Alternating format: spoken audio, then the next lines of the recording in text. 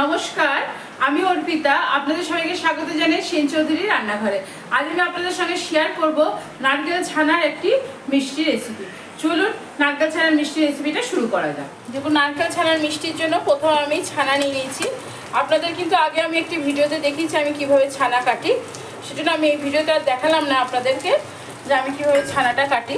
আমার ছানা কিন্তু ভীষণ সফট হয়।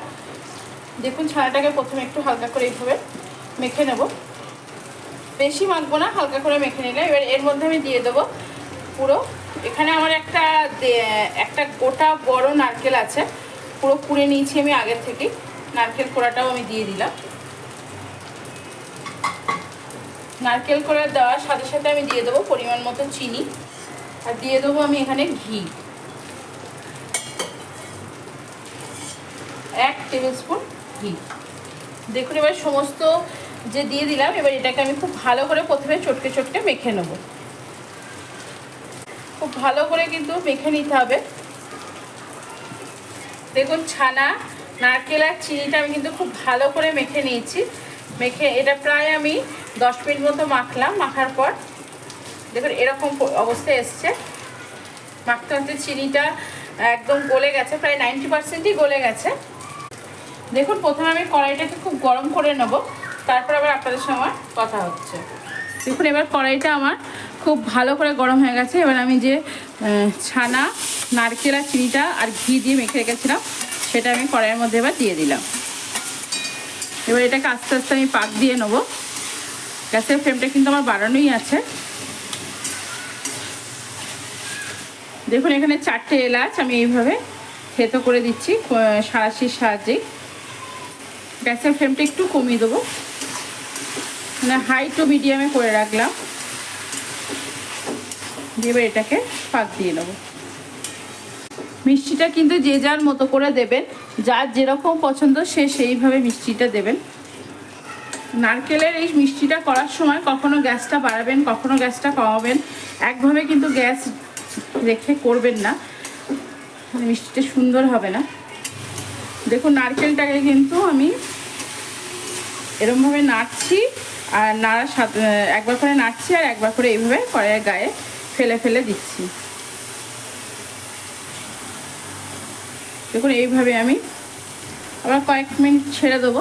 ছেড়ে দেওয়ার পর আবার কিন্তু আমি উল্টে নেব। দেখুন, আমার নারকেল ছানার যে মিষ্টিটা একদম পাক হয়ে এসছে,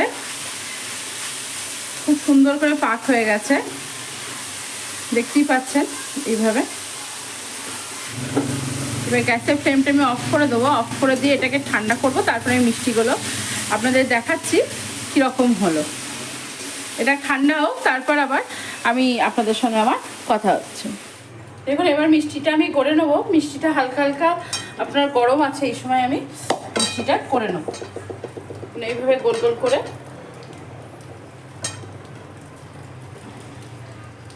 দেখুন, এইভাবে গোল গোল গোল গোল করে এবার গড়ে নেব। দেখুন, এইভাবে হাতে নিয়ে চেপে চেপে চেপে চেপে গোল করে নেবো। এক হাতেই এটা হয়ে যায়, 2 হাত লাগে না। এবার হালকা করে চেপে দেবো, তো এইভাবে রেখে নেবো।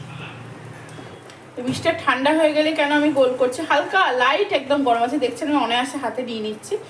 তো দেখে খুব সুন্দর পাকটা হয়। দেখুন, এলাচের দানাটা পড়েছে, এলাচের দানাটা আমি ফেলে দিলাম। এলাচের দানা মুখে পড়লে খুব খারাপ লাগে মিষ্টি খেতে খেতে। এইভাবে সমস্ত মিষ্টিগুলো গড়ে নিই, তারপর আমি আপনাদের দেখাচ্ছি আমার কতগুলো মিষ্টি হলো। দেখুন, নারকেলের নাড়ুগুলো যে ভাঙবে তা না, অনায়াসে কিন্তু হাত দিয়ে উঠে আসছে, দেখতেই পাচ্ছেন। আজ আমি আপনাদের সঙ্গে শেয়ার করলাম ছানা নারকেলের একটি মিষ্টি রেসিপি। আশা করি আমার ভিডিওটি আপনাদের ভালো লেগেছে। যদি আমার এই মিষ্টি রেসিপিটি বা আমার যে সব রান্নাগুলি আছে সেগুলি যদি আপনাদের ভালো লেগে থাকে, অবশ্যই একটি করে লাইক, শেয়ার, কমেন্টস করতে তো ভুলবেন না। চ্যানেলটিকে অবশ্যই করে সাবস্ক্রাইব করবেন। চ্যানেলটিকে সাবস্ক্রাইব করে আমার পাশে থাকবেন। আজ এখানেই। ভালো থাকবেন, সুস্থ থাকবেন, আনন্দে থাকবেন, অনেক অনেক সুখে থাকবেন।